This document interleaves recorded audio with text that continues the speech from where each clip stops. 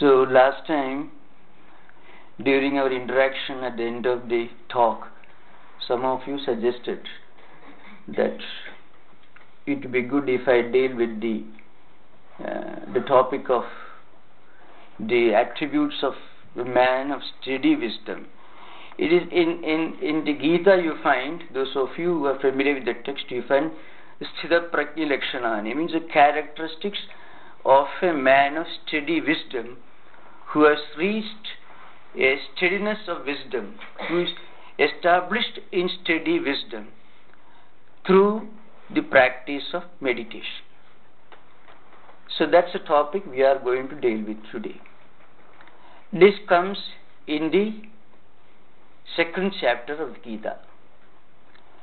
Now, the second chapter deals with, rather it begins with a very interesting statement from Krishna in response to some of the questions that he put to the Lord in the first chapter.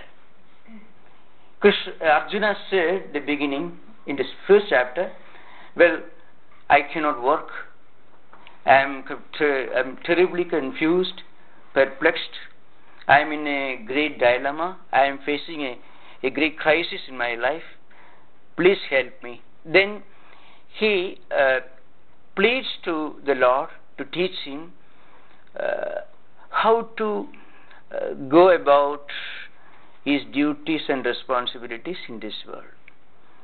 Now, in response to that, Krishna makes a very interesting statement in the second chapter before he starts his discussion on the characteristics of a man of steady wisdom. He says, the sloka is this: Dehinosmin yatha dehe kaumaram yavanam jara tatha dekhandara praptihi dhiras tatrana muhyadi. The meaning is this: a wise man never worries about the past and present.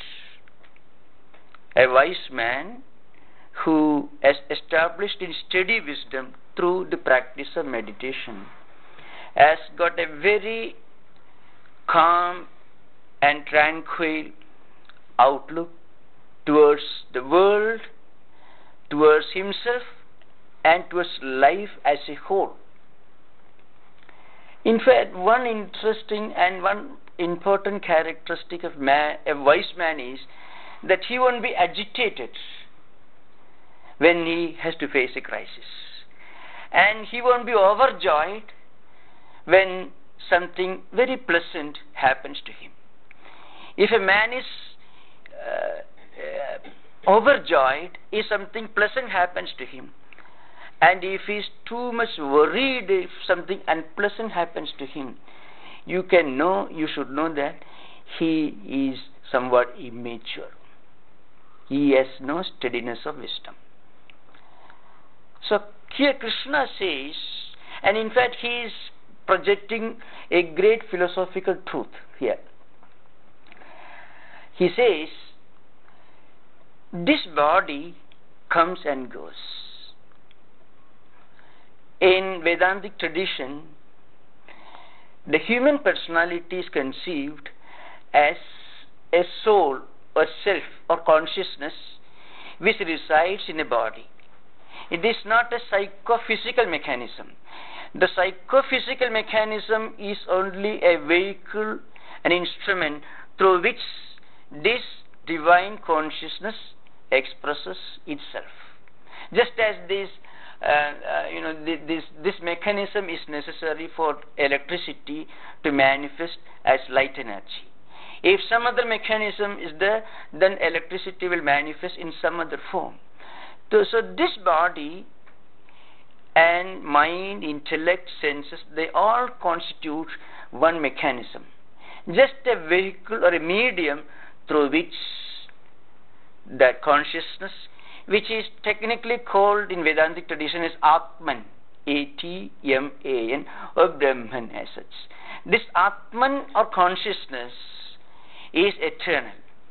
It never comes, therefore it never goes.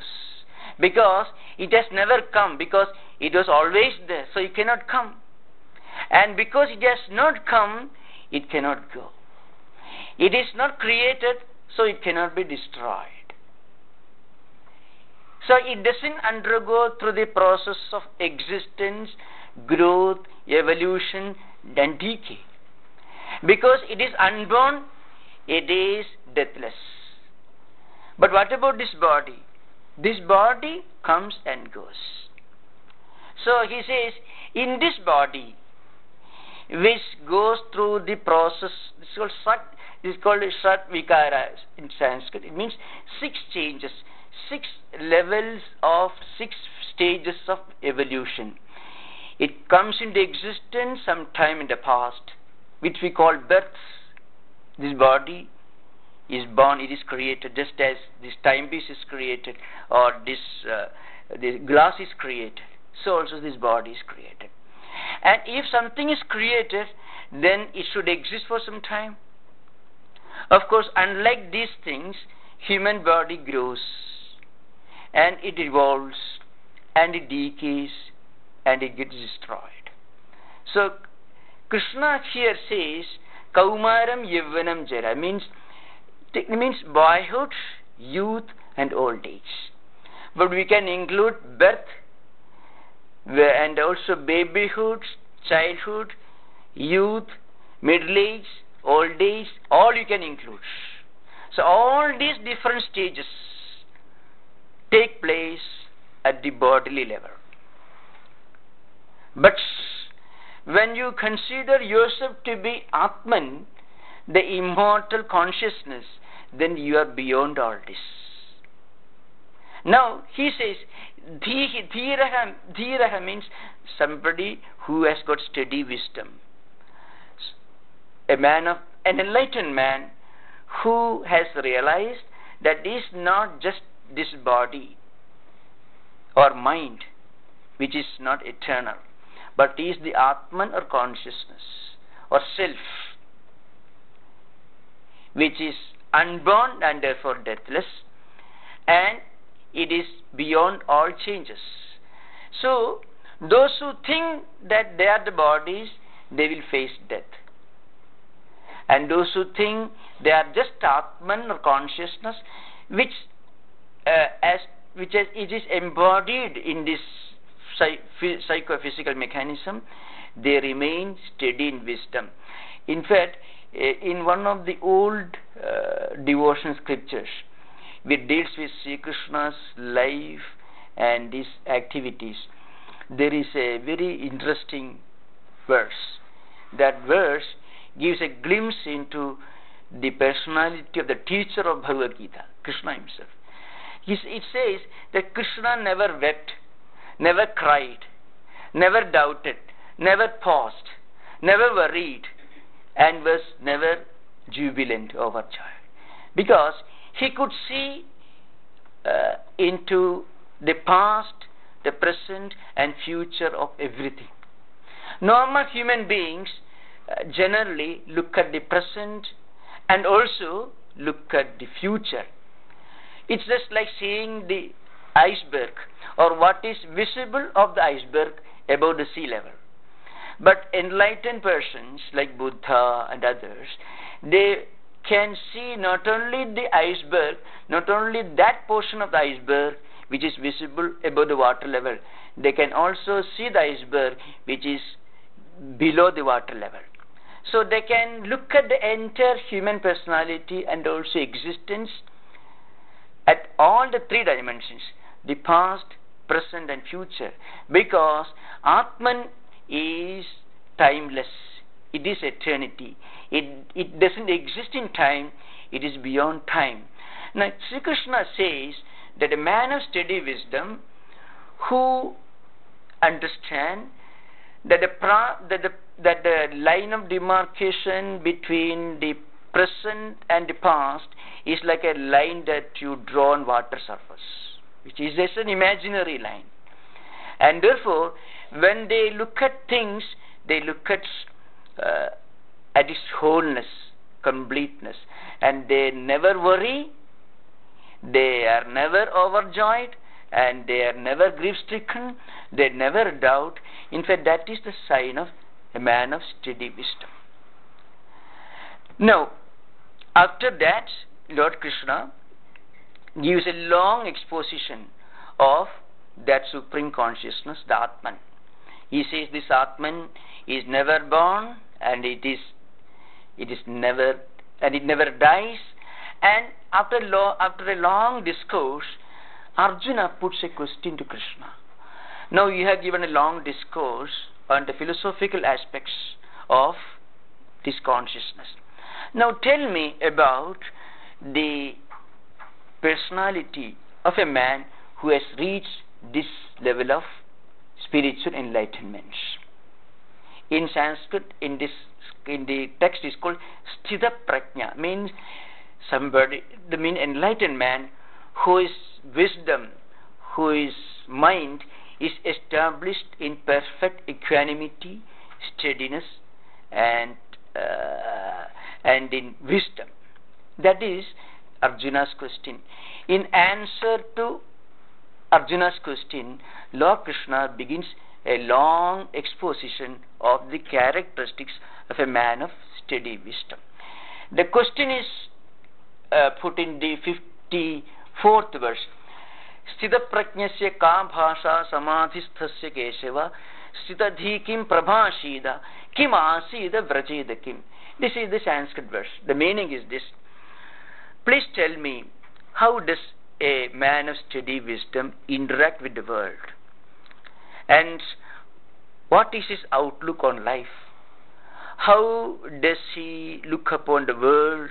And how does he look upon himself?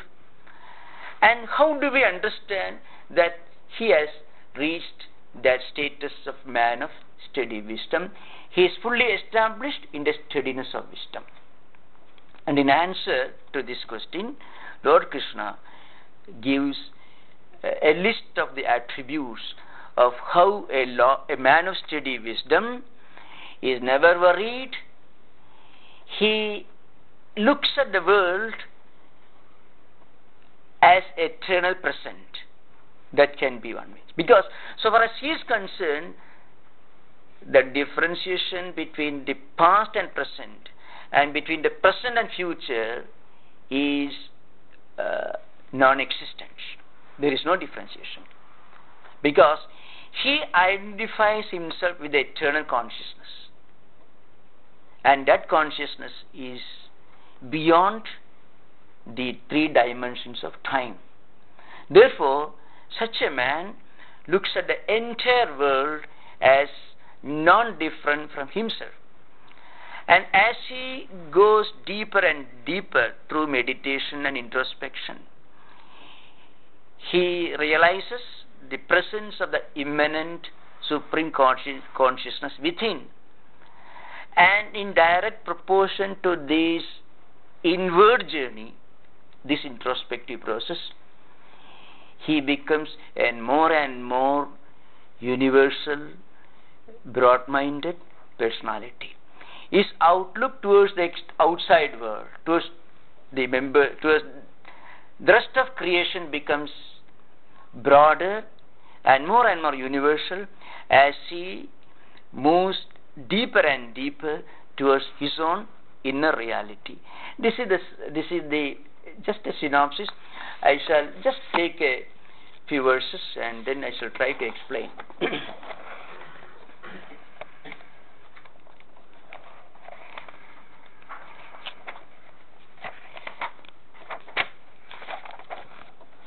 Now, in answer to this question, the first sloka, that is 55th sloka, which gives a list of the characteristics of man of steady wisdom, says, Prachakadi yada kaman sarvan parthamanogadan atmanne vatmana tushtaka sthita prajnas tadochide.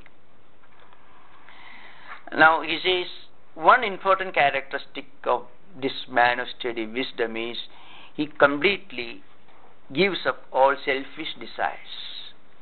That's one thing. So, sarvan kaman prachakadi means he completely gives up all selfish desires. And then, of course, this is with regard to his approach or attitude towards others. And what about himself? Then he says, Atmani eva atmana tushtaha. He is satisfied with himself. This is the technical term. The idea is this. He realizes what everyone should strive to realize. The supreme spiritual enlightenment. He realizes that is the Atman. And that Atman is omnipresent, omniscient, immanent, and transcendent. And the word used is tushta, it means contentment. Here, contentment is defined in Indian philosophical tradition as a mental attitude which naturally comes to you when you feel that you have acquired something beyond which there is nothing to be aimed at, nothing to be sought after. This can happen only when you realize a level of spiritual enlightenment. All other gains, all other achievements will only make you work harder for more and more of those achievements. If a man who becomes rich, he works hard to be richer. If a man who gets a high position or a status, he works hard to acquire higher status. Everything in this world, prosperity, wealth, health, or reputation, all these, they may give you a kind of satisfaction. But that satisfaction is momentary. When a rich man finds that his neighbor is richer than him, he wants to catch up with him. Every man of reputation will try to catch up with somebody who has got a higher reputation. Every big bureaucrat will try to get an increment and to a higher promotion. So this gives you satisfaction, but that satisfaction only momentary. It is joy, but that joy is not complete in itself. That joy is accompanied by sorrow.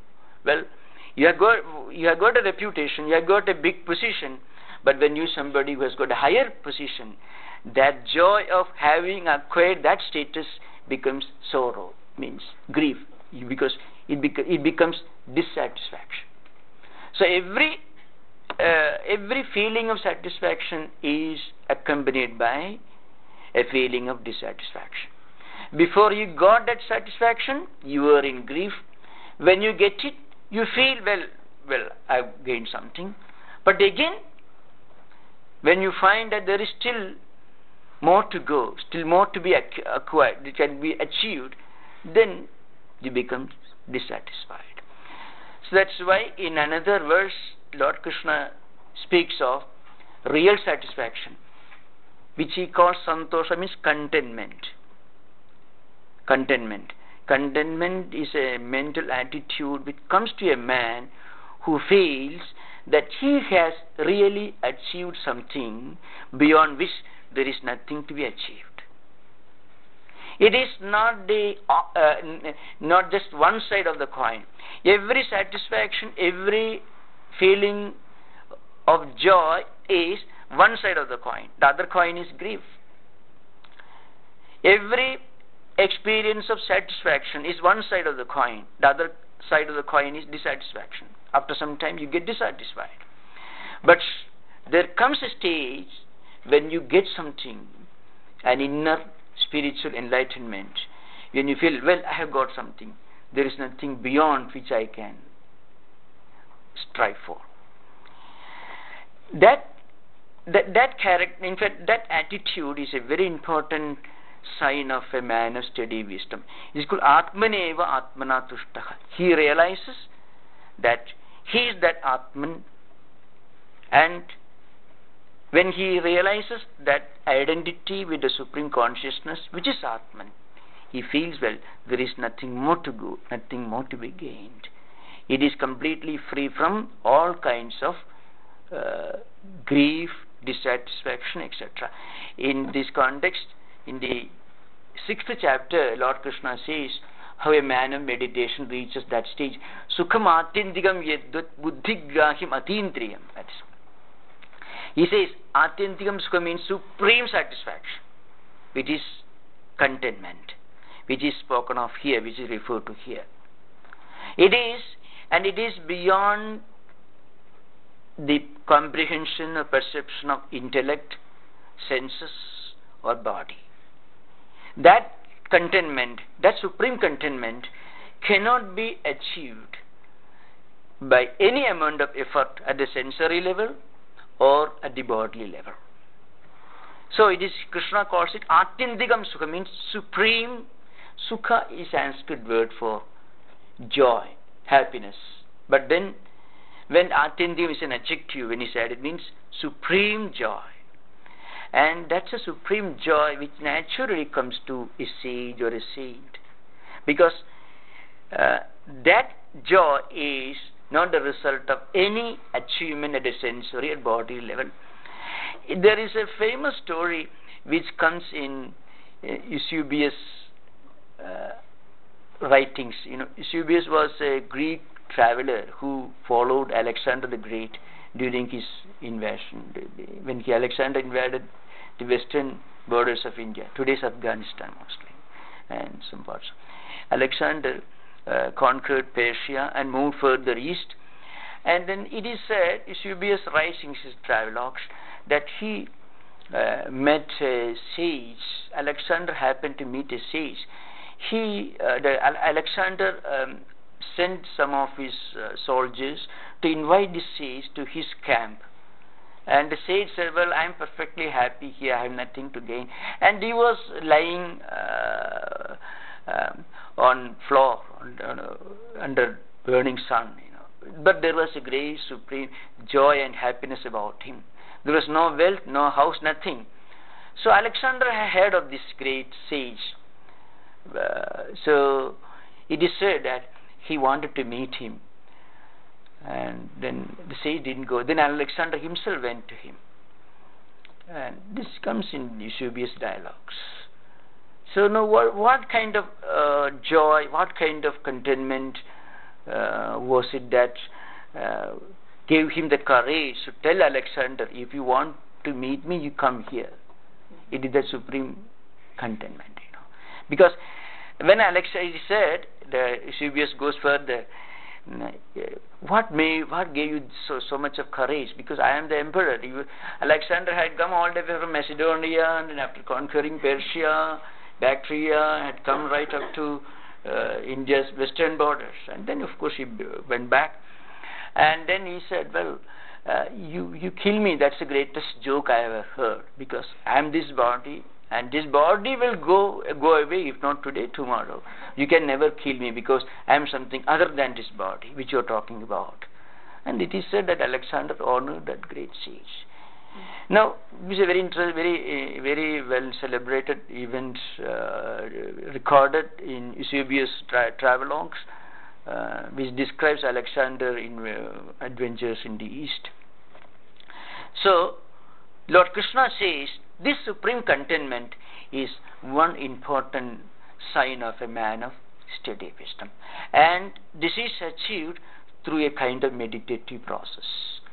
When you travel inward, as you draw yourself inward, you realize that you are the supreme consciousness. But then along with that, your outlook and attitude towards the rest of the world also changes. You also realize that immanent supreme consciousness which is within you is not only immanent, it is also omnipresent, it is all-pervading. So, in Vedantic tradition, there is no distinction between creator and creation. This is a very important principle, and this is what distinguishes Vedantic concept of God from other monotheistic concepts of God. In Vedantic tradition, God is not only the efficient, cause of the universe, is also the material cause of the universe. The Creator himself is present in the creation. So Creator and creation are one. So as a man progresses in spiritual life, he becomes a better and better human being. He becomes more broad-minded, more universal in his outlook. All the rigidity and all the narrow-mindedness go away. And another important distinction is, in Vedantic tradition, as I said, God is not an extraterrestrial entity, as I said. He doesn't create the world and stand apart from it. The Creator and creation are the same, and therefore the Creator is present in every living being of the creation. The creation itself is a manifestation of Creator. This is the, of course, this will, as we go on more and more, we'll understand. So, from the pantheistic concept of God, as where you equate nature with God, Vedanta takes you to the highest idea of God, where God is present as a divine spirit in every being in this world. There is nothing in which the divine spirit is not present. This is one aspect. So when this Sthita Prajna, the man of steady wisdom, realizes that he is the immanent supreme consciousness within, residing within, he also realizes that same supreme consciousness is present everywhere in this world. So it is a kind of spiritual democracy, spiritual unity. He becomes identified with the entire creation. So such a man goes beyond all kinds of narrow-mindedness, rigidity and on. So he is able to look upon the grief, sorrows and also pleasures of the whole world as his own. In fact, in the 6th chapter that we are dealing with, Lord Krishna says it is this characteristic which distinguishes a yogi from other human beings. And a yogi is another name for a man of steady wisdom that we are discussing here. Atmupamena sarvatra samam pasyadi yorjina sukham va yadiva dukkham sayogi paramo mata. Lord Krishna says in this Sanskrit verse, which is translated in English, he is the yogi. That's my opinion. In my opinion, he is the real yogi. Who is the yogi? That yogi sees other people's pleasure as his pleasure and other people's grief as his own grief. This is the kind of identity. That's why that is Atmannev Atmana Tushtaha. So on the one hand, he achieves a supreme level of contentment, perfect contentment. He feels there is nothing more to be gained, nothing more to be sought after. I have achieved the supreme spiritual accomplishment, and there is nothing beyond this that I can strive for. So it gives you a kind of supreme contentment. But it doesn't make you inactive in this world. This is another important point. You find in some of the ancient works, you find long descriptions of such men of steady wisdom. Being active, working active in this world, working for the good of others. But the only difference is they won't be worried and they won't be overjoyed. So far as action is concerned, so far as behavior is concerned, they remain active. But within them they realize that the entire creation is one spiritual entity. This is the characteristic, the first characteristic of a man of steady wisdom. Such a man is Sthita Prajna, means a man of steady wisdom. So the word is used, Tushta means perfectly contented. satisfied. He doesn't go after anything. Not that he becomes completely inactive. He will continue working for the good of the world, but he will not be stricken by grief, and he will not be attached to anything which gives him momentary enjoyment or pleasure. Now, the great commentator who lived in the 8th century, his name is Shankaracharya. Many of you must be familiar. He is the one who actually made this book the world classic that it is today. It is said that if Shankaracharya had not written his commentary on the Bhagavad Gita, the Bhagavad Gita would not have become a world classic. Because many of you perhaps know, many of you may not, there are 18 different Gitas in ancient Indian mythological, philosophical and historical literature. 18. And of a Gita means songs, hymns, poetical works, poetry.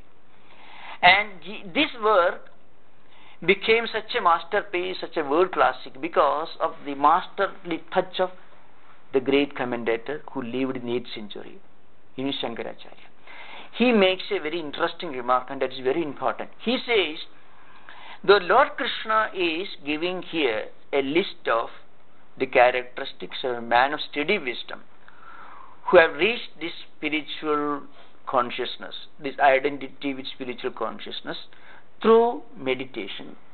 Though these are the characteristics of a man who is well established in meditation, every spiritual aspirant should try, work hard to acquire these characteristics. This is a very important remark which Shankaracharya makes. These are the natural characteristics of a man of steady wisdom. What we are discussing here and what we are going to discuss in future are the natural characteristics of a man who has established himself in steady wisdom. But what about a spiritual aspirant, a beginner, a spiritual seeker? So he says every spiritual seeker should strive to acquire these characteristics. So a man living in this world, he can work in this world, he can be active, he can acquire wealth, material prosperity, he can make use of science and technology, but he should keep in mind that these won't give me eternal peace and happiness. That's all. There is something beyond this which alone can give me eternal peace, permanent peace and happiness, and that is spiritual enlightenment. If one can acquire, one can gain this spiritual enlightenment, it will give you supreme contentment. Other things are necessary. They are only tools for life in this world. We should not be caught in this in our struggle for material prosperity, material acquirements. Work for them, but at the same time, every spiritual aspirant should try his best to acquire these characteristics. See, what are the characteristics of a strong man? You may say heavy muscles and, well, so many other which you know better than me, perhaps you know. Now, so what are the characteristics of world global wrestling champion? You may give a long list. Now, what should a normal man do? He should try to acquire muscles like that or body shape like that. Then he himself becomes strong. Similarly, if a man tries hard to acquire these characteristics, which we are going to discuss in the other verses, he can very easily and gradually get established in spiritual wisdom. So that's the 55th verse. In the 56th verse, Lord Krishna says that this man of steady wisdom is not easily shaken by any adversity, that we already hinted in the first verse. And he doesn't go after happiness and joy. And he is free from all kinds of attachment, fear and anger. And he is a sage, he is a man of steady wisdom. Dukkeshu anuddigna manaha, sukheshu vigadaspraha, vidaraga bhayakrotha, stidadhihi munihi uchyate. This is the Sanskrit verse. So the idea of going beyond pain, that's the subject here. One can go beyond pain only by avoiding going after pleasure. That is the central message of this. Because if you go after pleasure, you become a plaything, a slave of natural forces. But if you can go beyond anything which gives you pleasure, you can avoid pain. It doesn't mean that man should not seek joy or happiness. That's not the meaning here. One should not think that it is possible to have a permanent state of happiness and joy in this empirical material world. That's all. Because very often people become grief-stricken when they have to face a crisis, because they think a crisis is something which should never happen in our life. We should have a permanent state of enjoyment and happiness. This is absolutely impossible. So when we realize, or if we realize that it is not possible to have a permanent state of joy and happiness by acquiring empirical material tools of pleasure, if we realize that it is not possible to acquire, to have a permanent state of happiness at the material level, we won't be grief-stricken if unhappiness or grief or unpleasant or something unpleasant happens in our life. Because a problem is a problem when you think that there will be no problem. If you know that this is part of the game of human life, then it is no more a problem. It becomes a creative crisis. It's an experience that we know we have to go beyond. See, you feel even a small problem appears to be a very big dilemma or a crisis, because we think that this crisis or dilemma or unpleasant event should never happen. We are seeking a world in which there will be always joy and pleasure and happiness. And so we become attached to that.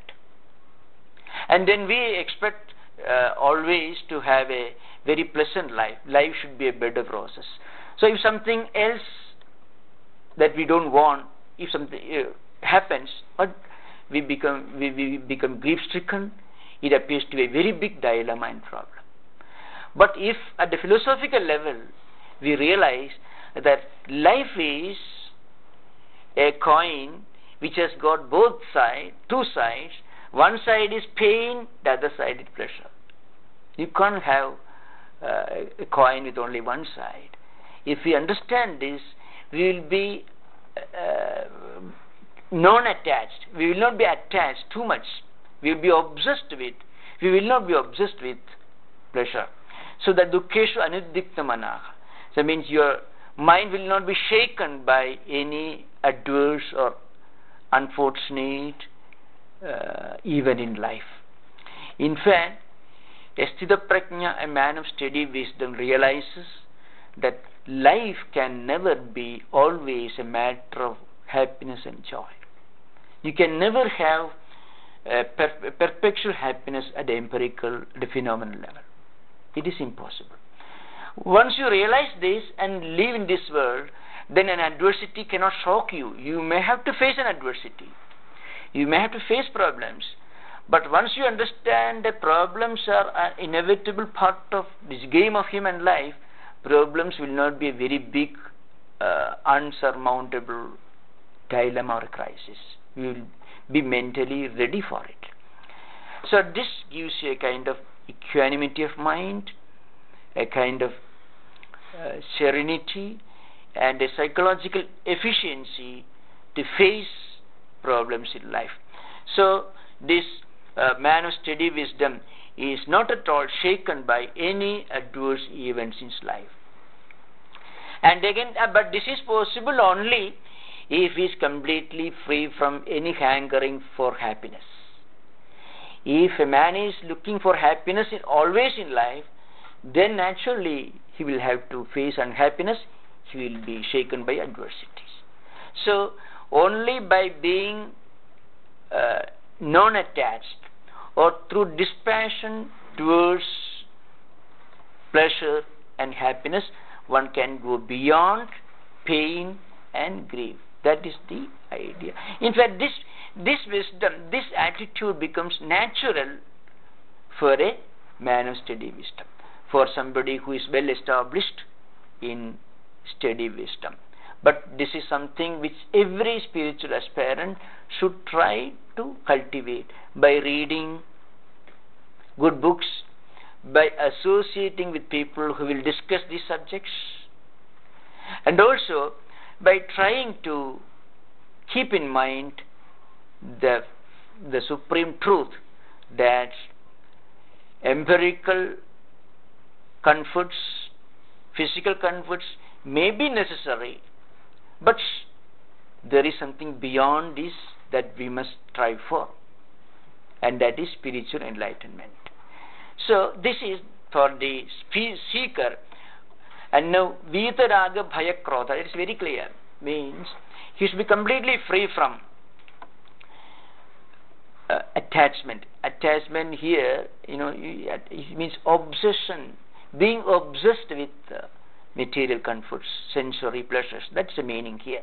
He should be completely free from any kind of obsession, any kind of passionate attachment towards material comforts. He can have them, but he should not be a slave of material comforts. And he should be free from fear, because a man of steady wisdom realizes that world is one, humanity is one spiritual family. So he doesn't have to fear anybody, because he doesn't see anybody as different from him. Because all kinds of fear are due to seeing another man as different from ours.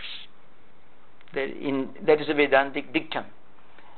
If you can look upon an entire human family as one spiritual entity, there is no need of fear. So fear doesn't become the criterion for morality in spiritual life. In fact, that is that's one important characteristic of a man of spiritual wisdom. And I already quoted once, you remember, Swami Vivekananda once said, the infinite oneness of the eternal soul is the only sanction of all morality, all ethics, and all good actions in this world. The highest criterion of morality is our identity with the entire human world, with the human family. It is not fear of God, rather the realization that God is present in every living being in this world.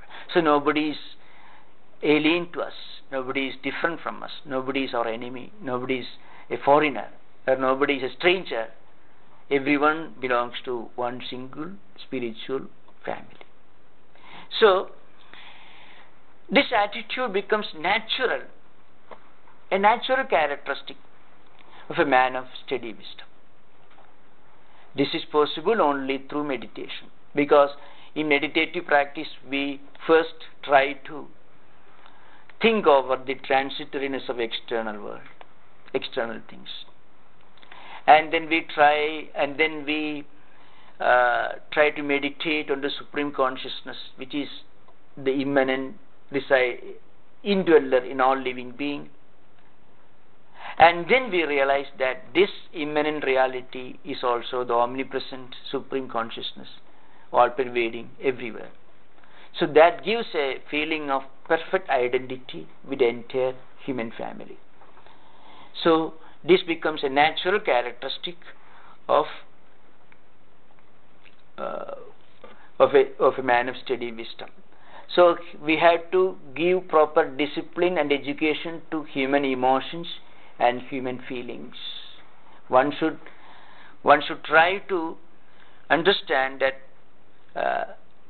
at empirical level, one can never have perfect happiness and contentment. Perfect happiness and contentment can be achieved only when we realize identity with the entire human family. This is the gist of the 56th verse. When we discuss the subject later when at the time of interaction, during interaction, we can discuss more. Now 57th verse says, here the same idea is emphasized further. Yes sarvatra anabhisneha tattat prapi shubha shubham na abhinandadi na dveshti tasya prajna pradisthita. The idea is this: he is completely unattached. He is neither pleased or grief stricken. Before explaining this verse, I have to refer to another important verse which comes here in the second verse, where Lord Krishna gives a graphic description of how a man gets attached to the world, how he becomes obsessed with the material comforts and become a slave of worldliness. In the following verses, he will say that I shall quote the verse, then I shall explain, if I give a detailed description. These two verses are these two stanzas. Dhyayato vishayan pumsaha sangasteshu vajayade samga sanjayade kamaha kama krodho bhijayade krodhat bhavadi sammoha sammoha smriti vibhramaha smriti bhramshat buddhinashu buddhinashat pranasyadi. Two stanzas where the Lord gives a graphic description of how we get caught, we get trapped in this world of senses, and how one can get out of it. So that those two verses are very relevant before going further. The Lord says, see, when we go on thinking about worldly pleasures, our mind naturally develops a kind of a deep obsession, attachment to those things. See, if our mind is not already obsessed with desire, worldly pleasures cannot have any impact on our mind. When our mind is always dwelling on worldly enjoyments, sensory enjoyments, and at the same time, if we see something outside or hear something outside, or through any of the five senses, we come in contact with any of these sensory objects, our mind and the sensory objects, they establish a link. And then mind naturally develops a desire for the sensory enjoyments. So if a Ramana Maharshi sits in the marketplace or if he sees advertisements or anything, he won't feel much bothered about those things, because his mind is not dwelling on those objects. If a man of steady wisdom is exposed to all kinds of sensory enjoyments, there will be no link, there will be no connection between them, because the sensory worlds belong to one wavelength and this mind is at another wavelength. There will be no interconnecting link. If a man of supreme wisdom is surrounded by tempting worldly pleasures, it won't have any effect on him. But on the other hand, an ordinary man, here man means human being, any individual who normally thinks that worldly pleasures can give him peace of mind, joy, everything. And then if he is surrounded by those things, naturally his mind and these sensory objects establish a link. And then he develops a desire for those things. And then he directs his energies and efforts towards acquiring those desired objects. And this effort may not always succeed. If he fails in this object to acquire them, what happens? Either he becomes depressed, or it creates a kind of aversion or anger in his mind. And then what happens? When he becomes angry, his mind gets upset. This what. So first he has already established his mind. There is already so much of desire for enjoyment in his mind. His mind is full of desires. And then he is surrounded by external objects, sensory objects, desirable objects, and he develops a desire for them. And then he starts directing all his energy and efforts towards acquiring those objects, and that may lead to depression or anger. And when anger comes, he loses his mental balance. And then what happens? Gradually, when he loses his mental balance, he becomes a slave of the world. Now, this never occurs to a man of steady wisdom, but he realizes that these things are part of the world, but they cannot give eternal peace and happiness. And he is the supreme consciousness which is beyond all this, the eternal reality. Now, once he gets himself established in this, when he understands the nature of external objects, he can remain unattached towards everything in this world. So, yes, sarvatra anabhisneha, who is unattached everywhere. He can live in this world, but need not be worldly. So one can live in this world without being worldly minded.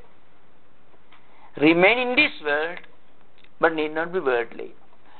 Sri Ramakrishna is the teacher of Swami Vivekananda, gives a supreme example in his teachings. He says, now if you are traveling, if you are trying to cross a river in a ferry, if the water enters the boat will capsize. The boat should remain on the surface of the water. If one can avoid water from entering the boat, one can safely cross the river or ocean, whatever may be. So similarly, one can live in this world, but if he remembers that these sensory objects are not the supreme goal of human life, they may be necessary, but they are only transitory entities. Then he can remain unattached, free from all attachment. And then he says, Shubha, and then he may not be pleased when something good happens, and he may not be depressed when something unpleasant happens. Such a man is established in wisdom. This again becomes a natural characteristic of a man of steady wisdom, and this is something which everyone should strive to acquire. So this question may arise: how do we control our senses while living in this world? As I said last time, when we talk about controlling our senses, what we mean is we are diverting the senses towards a higher goal. Because senses can never be forcibly withdrawn from their respective objects. It is a natural characteristic of every sense, every one of these senses, to flow towards external objects. And these senses will drag mind also towards external objects. That's what establishes the connecting link between objects of desire and also mind.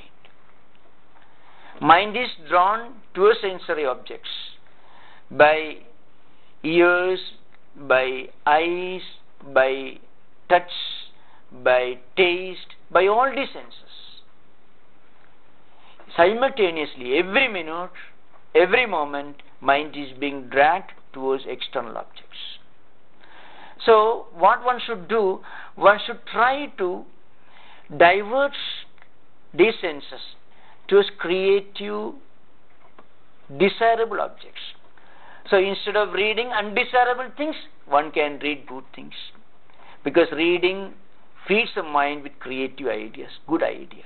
So, mind will dwell only on those ideas. Mind will contemplate on the creative ideas, ideas which are helpful in spiritual life.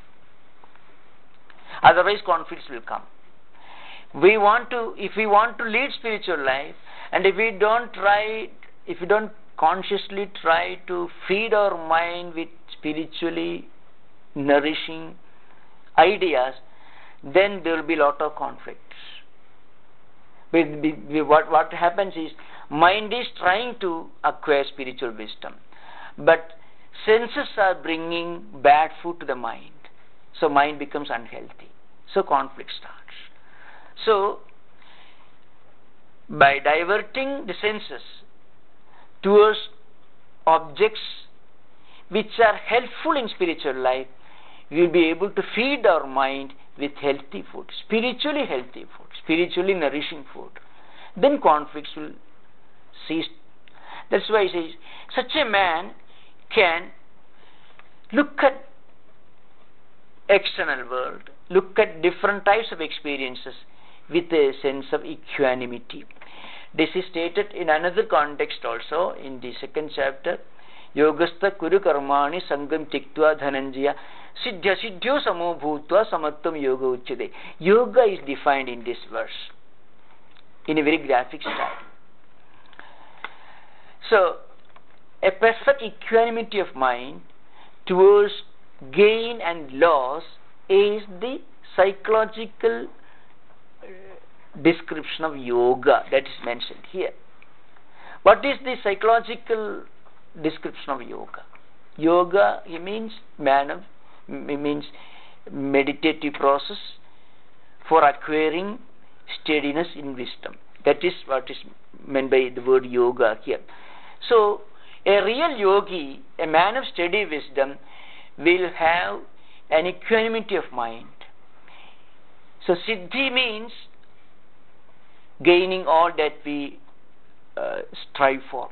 Asiddhi means not getting any result.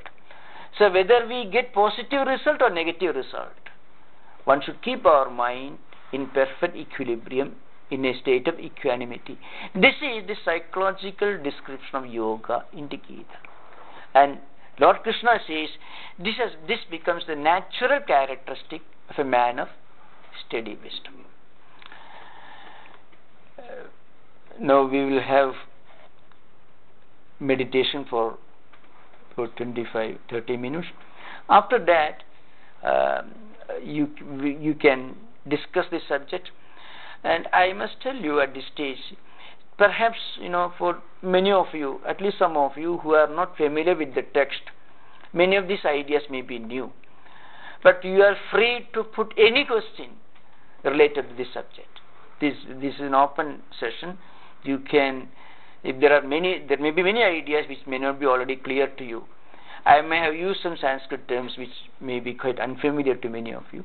So you can request for a repetition or description or translation of those words. I'd be only too happy to give you a more elaborate description of those points. So at 8:30 we will begin the interaction session. Now we have meditation till 8:30. Om, peace, peace, peace.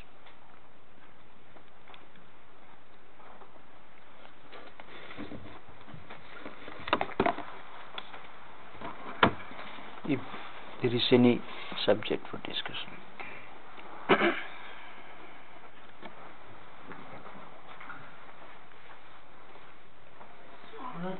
I'd like you to explain, because of your depth of your understanding of Sanskrit. Sanskrit? I like, because of your level of understanding of Sanskrit, I'd like you to explain to the people here the word Sanskrit. Explain to them the word oh, samskara. Yeah. Okay. What the word samskara means. Samskara.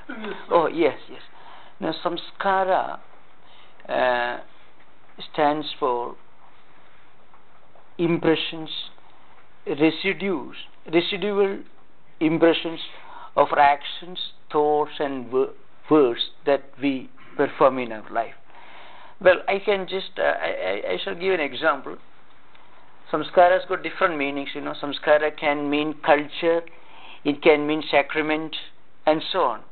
But in the present context, samskara means the residual impressions of our actions. I shall give an example. Well, suppose you are walking in the street,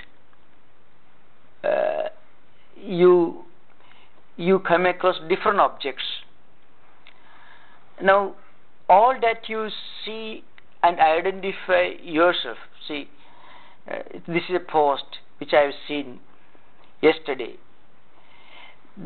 This memory is possible because of samskaras. If you have seen this post 10 days earlier, and then if you are able to identify the post as an object that you saw 10 days back, it's because that act of seeing leaves an impression in your chittam. It's called chittam. Chittam is the repository of memories and impressions in mind. This samskara can work in two ways. If the experience is pleasant, it can tempt you to repeat that action which produced the samskara. If the experience is unpleasant, it can make you run away from that action, from repeating that action. Some samskara, it means the residual impressions that get accumulated in mind. Our psychomechanism is divided into 4 compartments in Vedantic tradition. 4 compartments. One is mind itself. When you see an object from a distance in semi-darkness, you are not sure whether that object is a pillar, a post, or a human being. So you are not sure what it is. It is your mind which is operating at this time. And then when you go near it, when it becomes clear to you that it is the form of a human being, your intellect determines it is a human being. Now, when you identify this human being as somebody whom you have seen earlier, your ego mechanism operates. It identifies that person as somebody whom you have seen earlier. But after 1 year, when you see the same person, if you are able to recognize him as the man whom you have seen a year earlier, it's because that memory gets accumulated. It remains in your mechanism. That mechanism is called chittam, which accumulates impressions, memories, and vrittis. If the experience is pleasant, this may perhaps discourage you from having a similar experience. If it is pleasant, it may tempt you to have the same experience. If it is unpleasant, it may dissuade you from having a similar experience. So samskara is nothing but residual impressions of past actions, not only physical actions. It could be words that you have spoken, it could be a thought in your mind. All these can leave an impression in your mind, the chittam. That is called samskara. But word samskara in Sanskrit, as I said, it could mean sacrament. For example, marriage is a samskara, sacrament. Sacred thread ceremony, these are the samskara, is sacrament. So there are 16 sacraments. These are all called samskaras. Samskara can also mean culture, civilization, refinement, and so on. Okay. Given what you said about the nature of impressions and their memory, and in order to reach a state of perfect wisdom, you have to somehow dislodge those samskaras from your chitta. Yes. To attain perfect wisdom. Correct. Yes. So, in other words, the process is using meditation. But essentially, what you're trying to do is take the samskara and free yourself from that. Yes. Well, I would like to know how you see the process of that taking place. Yes. Now, these impressions, these samskaras, they operate only so long as you identify yourself as this physical human being. Because it is as a physical human being that you acquire these samskaras through various actions. The moment you reach a high level of spiritual enlightenment, where you cease to identify yourself as this physical human being, and you start identifying yourself as supreme consciousness, then these samskaras completely vanish. Because these samskaras are acquired at the physical level, and they are acquired with the help of mind, intellect, etc., and also the senses. And when you identify, when you realize that you are not this body, you are not this mind, you are not these mechanisms which acquired these samskaras, you are the supreme consciousness which is beyond all this. All these chains get broken. These chains get completely broken the moment you realize that you are the Atman, you are the supreme consciousness. Now, how this is possible? Through meditation. That's the next part of the question. Through meditation, it doesn't happen all of a sudden. It takes some time. Through meditation, first we try to think of ourselves. What are we? What am I? Am I this body? Am I these senses which bring all these samskaras, impressions from external world? I am not that. I am the supreme consciousness. But this is not possible immediately. In the beginning, you have to make use of strong conviction by enriching your mind with positive thoughts and actions, by diverting your senses towards those ideas which will help you to reinforce the conviction that you are not this body, you are this consciousness. It takes a long time. And once you succeed in it, slowly the idea that you are this body goes away. When the idea that you are this body goes away, the idea that you are the senses which acquire the samskaras also goes away. And slowly, you know what happens? These samskaras cease to function. These samskaras can function, they do function only when you realize that you are this body. Because, see, I can give an example. Well, you have seen a particular object in the street. You are able to remember that event, that experience, only with the help of your body consciousness. I am the one who saw this object yesterday. And it is your eyes which brought this impression, the samskaras to your mind. And it was your body and your mind and the senses which participated in a collective action in bringing the samskaras to your mind. But the moment you are fully convinced that you are not this body, you are not the senses, the samskaras also vanish. But this is possible only gradually by first purifying the mind. Purification of mind means filling it with positive ideas, emptying mind of all negative, unhealthy, undesirable ideas. Then mind becomes pure. Mind cannot stay idle, Mind is always active. So first try to feed your mind with good, healthy ideas.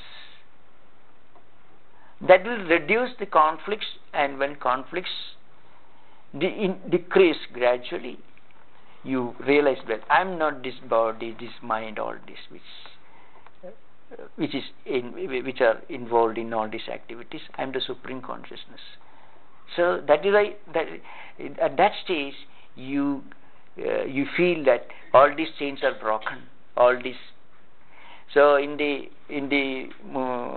Upanishad, Munduka Upanishad, Vidyade Hridaya Granthi, Chidyante Sarva Samsyaha, Siyante cha asya karmani tasmin tushte paragare. The idea is this: when you get that to supreme experience, all these chains are broken. And remember, all doubts will vanish only when you get a little bit of experience.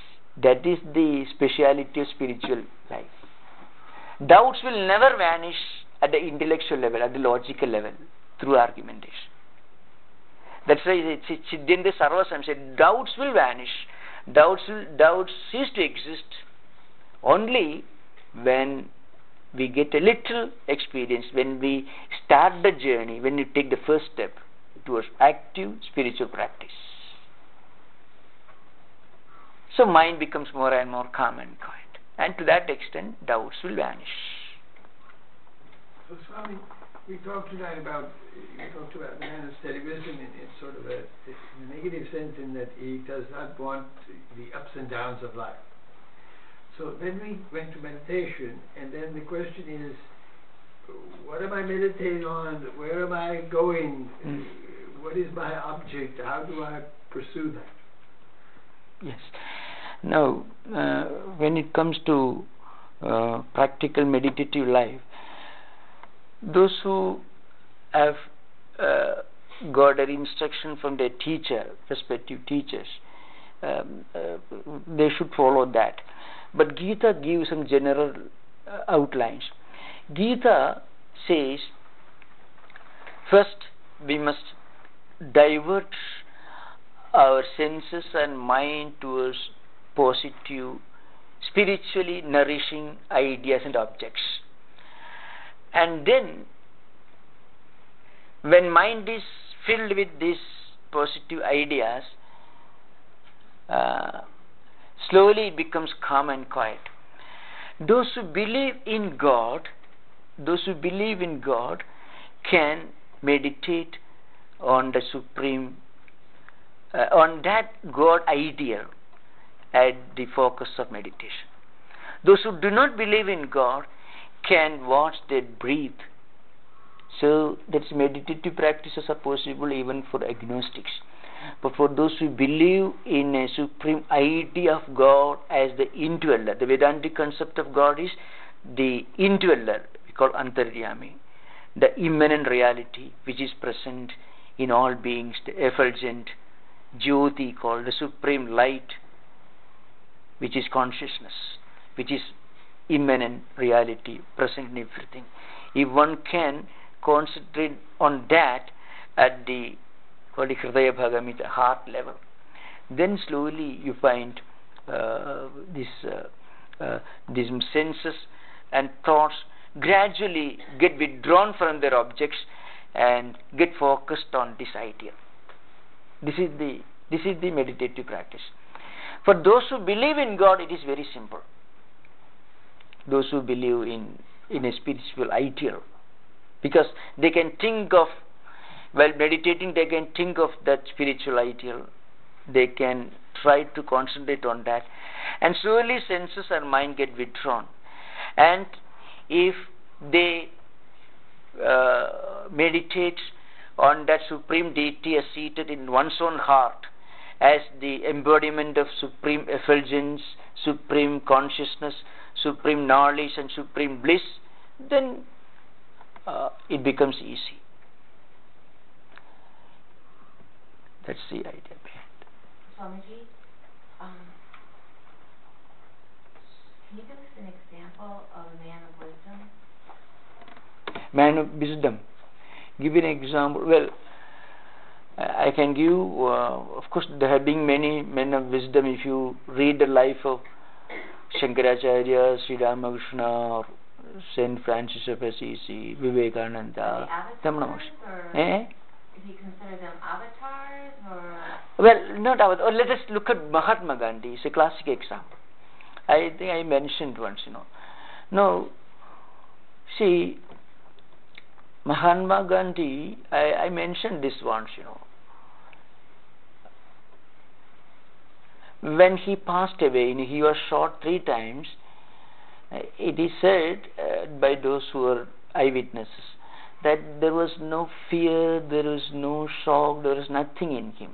He was a great man who continues to inspire not only spiritual seekers but even those who are agnostics. So it's a classic example of a man who reached the status of a man of supreme wisdom, steady wisdom, through the practice of selfless action. Mahatma Gandhi is a classic example. Okay. So how about like Christ? Yes, Christ is another example. Would you Christ. Say, would you say they're on different levels? I don't think. I don't think, because Christ, Christ also passed away asking for forgiveness to those who were responsible for his crucifixion. This is possible only for spiritual personalities who reach that supreme. See, the point is Vita Raga Bhaya Krodha. I mentioned here, somebody who's beyond all anger, sense of revenge or fear or anything. The supreme level is Christ is also a classic example. You said it's impossible for us to be in a continual state of joy or contentment, but do you think that Ramakrishna or Buddha or Ramana Maharshi were in that kind of state, or continual peace, and if not, then what is the enlightenment they were in? How would you describe that? Well, these great men, if you read their life, they also had to confront certain difficult situations which normally make people unhappy. But if you read their life, you find they must have reacted that way momentarily, but it never made them upset or unhappy. Though they reacted perhaps with some kind of anxiety to those unpleasant situations, they never lost their balance, they never lost their equilibrium. In fact, that is the basic difference. One of our scriptures compares the difference between an ordinary man and a man of steady wisdom, supreme, the one who has realized the supreme consciousness. So the example is given in some of our Sanskrit commentaries. See, you just compare how a king plays a violin in his own court for relaxation and hobby, and how a professional violinist musician who is asked by the king to play in his court. If he, in medieval times, if a king invites a professional musician and he plays in the court, the musician will be very anxious to put up his best performance, because he may lose his life if he doesn't do well, or he can expect a reward. So he will be so much obsessed with his performance. He will be anxious. But the king, suppose the king plays on his violin in his own court when he is free, he won't be bothered by anything. So a man of supreme wisdom will live in this world. He may also work for the good of the world. He may also be engaged in normal activities, but he will be completely free from all anxieties. He can mentally act as a witness of his own life and his own events, his own experiences. Mentally he can stand apart as a spectator watching the play. He can watch his own life, his own activities with complete dispassion, non-attachment. But an ordinary man will not be able to do. He will be completely, he will be upset by any unpleasant event. That's the main difference. All great spiritual teachers had to face problems, but they were not upset by it. So they just had a great degree of peace, and that was their enlightenment? Well, I mean, there are many great spiritual seekers, just aspirants, who have reached some level of mental tranquility. But you can't say that they are on the same level with Buddha or Christ or like that, That's all. But still, there are many people who, even in all walks of life, you can find people who have achieved a very high level of mental maturity and all that. But they may not be able to behave like a Gandhi or a Buddha. So a man of steady wisdom will be able to look at his own life and all the events related to his life as a spectator watching the drama going on a stage, not as an actor but as a spectator. So he can remain non-attached. At the same time he can be active. That's a characteristic. That's why he is not touched by grief or sorrow or joy. So what I understand you're saying is that these different levels of experience of steady wisdom are, the way I'm understanding it, are basically higher and higher levels of conviction ending in realization. That the highest level is to basically that there's no separation between you and anything else. It's all one. But that process is a process that requires, as you said, time, and also I think it requires a certain union with that, whatever you want to call it, chosen ideal, ishta. You have to have some form of love flowing between that and yourself in order to have the opportunity to make those changes. Yes, for spiritual aspirants who have received their instruction from the teacher, there is no they can follow that path. But the Gita gives the general philosophical outline. In fact, all the great teachers who instruct their disciples follow one way or other the ideas presented in this Gita. So, in spiritual life there are two levels. One, a seeker who wants to study the Gita, wants to become familiar with these ideas presented here and practice in their own life, in their own individual way. That's one approach. And there are those spiritual seekers who get their instruction from a teacher. For the latter group, they should follow the instructions of the teacher. But basically, this is the outline. As he said when you withdraw your senses and mind from external things, you need a focus within. So if one can meditate on the Ishta seated in his heart, it is very easy for him to withdraw, because he can think of the life of that supreme the spiritual personality who is your Ishta, chosen deity. He can think of different events related to his life, his instructions, his teachings. All these, directly or indirectly, will help you to withdraw the senses from external objects and gradually mind also. But when Gita expounds this idea, it is a very general exposition. I hope it's clear. So, Gita generally give some instructions for spiritual personalities.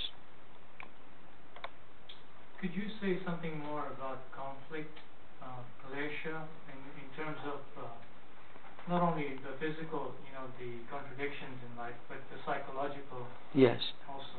You find when you try to meditate, or when you try to sit quiet, when you are lonely, when you are sitting quiet, you find conflicts arise in your mind. So many people are afraid of being alone. To be able to enjoy loneliness is a sign of high spiritual wisdom. So in the Gita, there is a famous sloka, Aradhijana Samsadi. In fact, one important necessity for great spiritual aspirants is they should learn to enjoy loneliness. Loneliness is not necessarily physical loneliness only. Even if you are sitting in a hermitage in the high mountains alone, you may be as good as living in a crowded marketplace if your mind is not at rest. So one should be able to enjoy a state of being alone with oneself. Then you find, and if you are a beginner, you find suddenly there is always an ongoing conflict between your efforts to focus your mind on spiritual ideas and the conflicting ideas and memories arising in your mind because of innumerable impressions, samskaras, which your senses have already gathered from external objects and accumulated and dumped in your mind, you find. This is what happens, So when you try to meditate, when you try to introspect, and when you try to contemplate, these conflicts arise. The conflicts arise because there is a dichotomy, there is a disbalance, total conflict between what you are trying to contemplate on, what you are trying to meditate upon, and the memories and impressions that you have already accumulated in your mind. So how to reduce this conflict?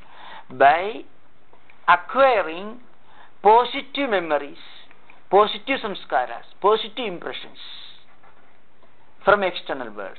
External world will always work upon your mind. There is no doubt about it. Every beginner will have to confront this problem. Your eyes will bring undesirable visual memories. Your ears will bring undesirable audio memories, and so on. All the five senses and mind collaborate very well in helping you to accumulate undesirable memories and impressions. So, but we cannot withdraw them. One can withdraw only when you reach a higher level of spiritual evolution. At the beginning, what you should do, we must divert these senses towards positive channels. So instead of seeing undesirable visual objects, see desirable visual objects. Read good books. So, or associate with people who will help you in spiritual life, who will reinforce your spiritual ideas, who will enrich your own spiritual culture. Not those, you should try to avoid those who may give more conflicts to your mind, who will increase the conflicts in your mind.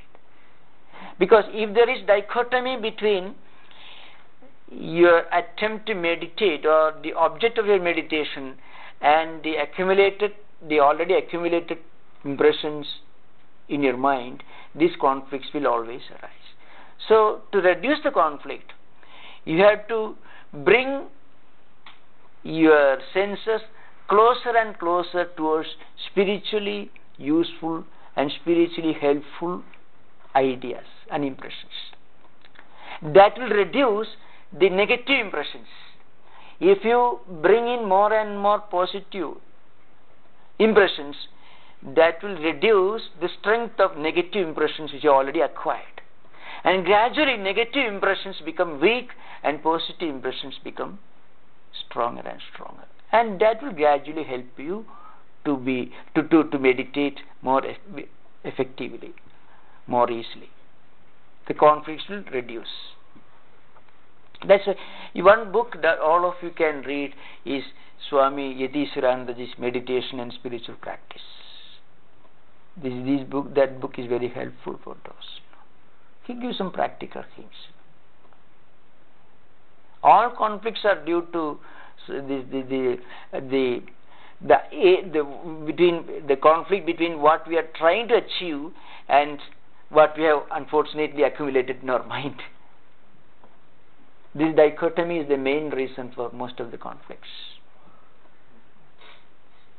So to try to bring your impressions closer and closer to the spiritual ideal which you are trying to achieve.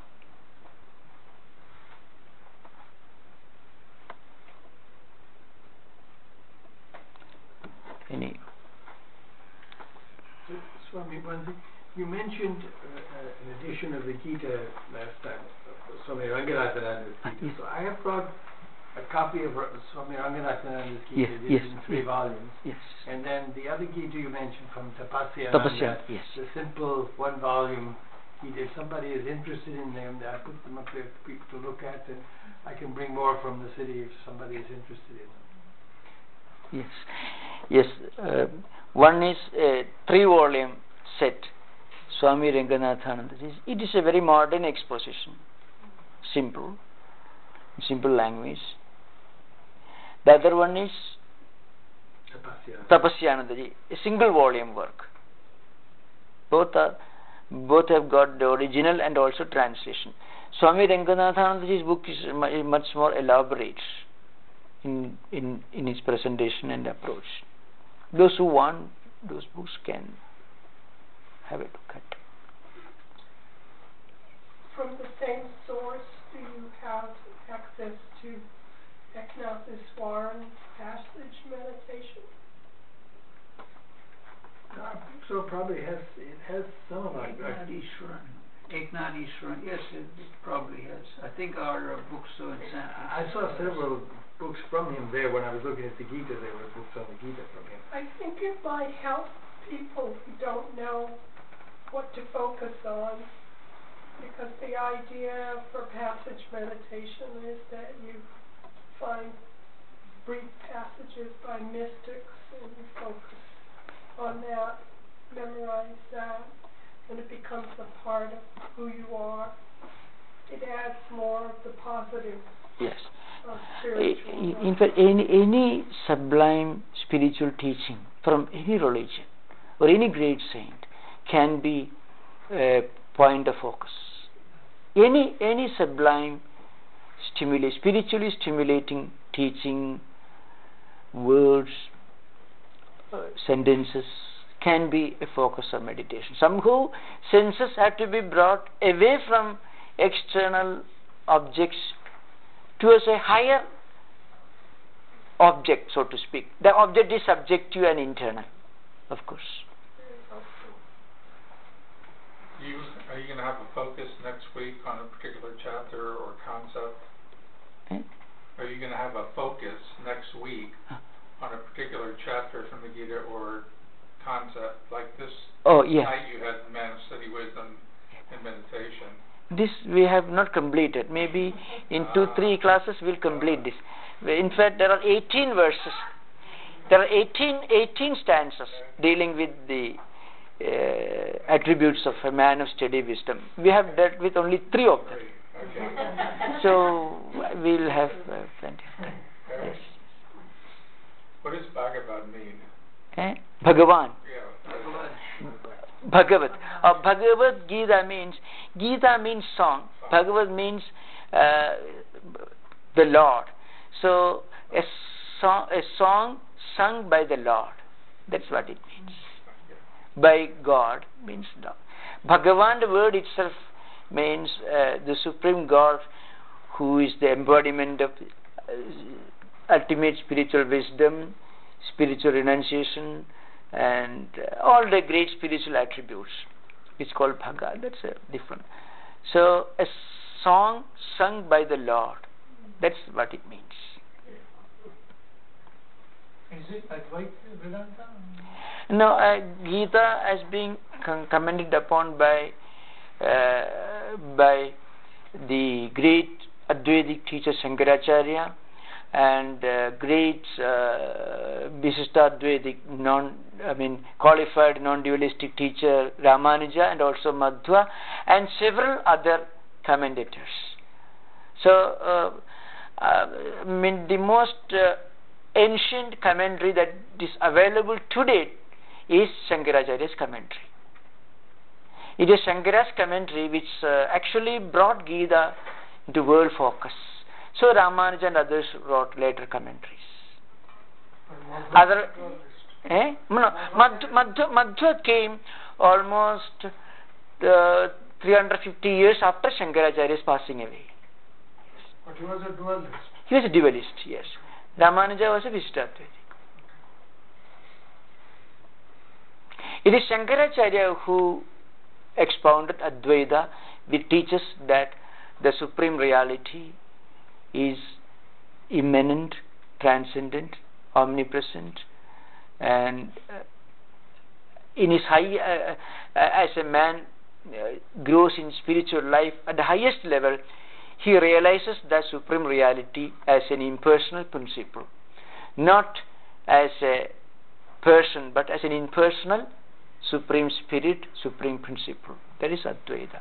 Ramanuja taught that this world and all the living beings are part of God. God is whole, and the world and the individual souls are parts. And Madhva believed that God is different from all living beings, and God is different from the world, and world is different from all living beings, and each object in this world is different from each other object, and each living being is different from each other living being. This is called Panchabheda. Means Madhva was a total dualist. Shankaracharya was a total non-dualist, and Ramanuja stands in between these two.